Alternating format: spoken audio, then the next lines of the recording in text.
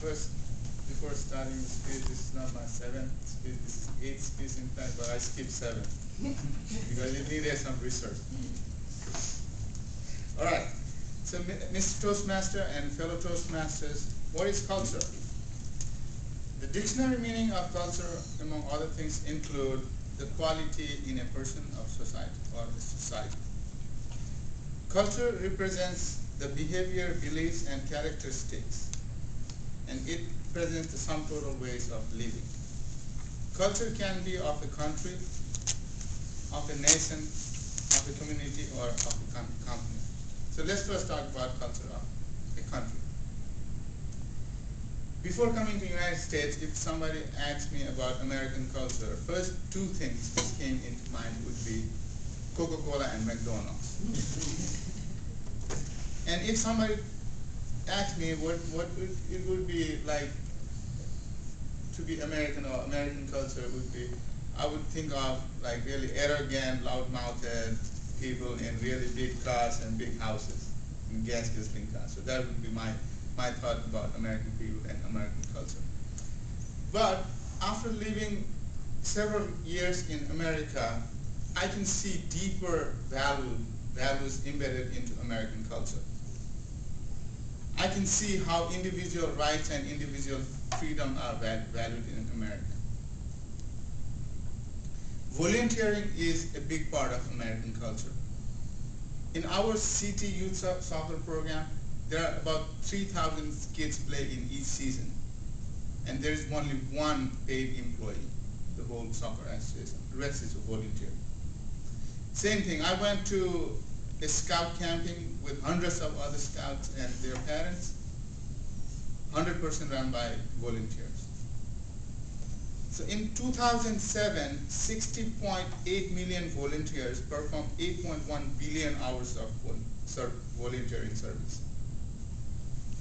In similar way, charity is a big part of American culture. Americans are one of the most charitable people in the world. Americans gave $295 billion in charity in 2006. And 75% of all American families give to charity. And that makes around $1,800 per family per year. So now let's switch the gear and go to the culture of the company, because it is germane discussion, because we just became Nokia Siemens network by combining Nokia and Siemens, and we combined these companies together, and we discussed a lot about Nokia Siemens culture. What do you think of when you think of Google culture? For me, I visualize a young, successful company filled with a lot of energetic and young people. Now, what do you think about when you think of General Motors culture? For me, a picture of a giant, old, mismanaged company comes to my mind.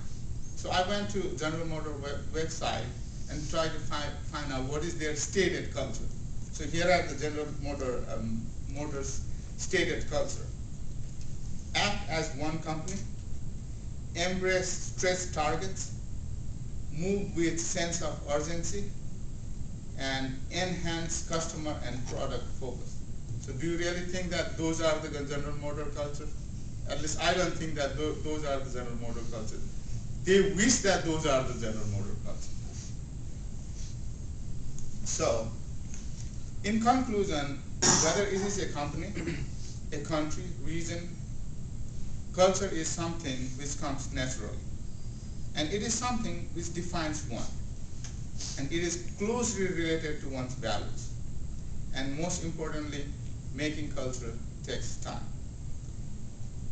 In Nokia Siemens Network, our written on the wall values are focus on customer, inspire, win together, communicate openly, and innovate. So now the questions to ourselves is, are these values already embedded in our culture? Do we focus on customer? Are we inspired? Are we acting as a team to win together?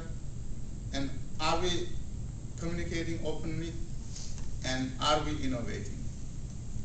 Mr. Toastmaster, fellow Toastmaster, thank you.